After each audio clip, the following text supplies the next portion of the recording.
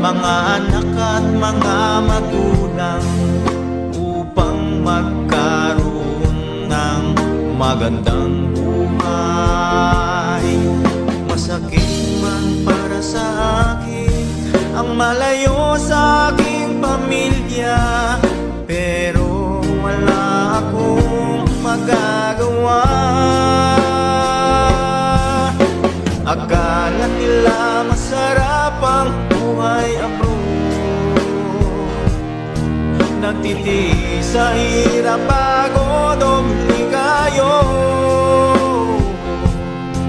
Sabayan parang pangungila sa naiwan mong pamilya. Di mo na malayang tumutulo na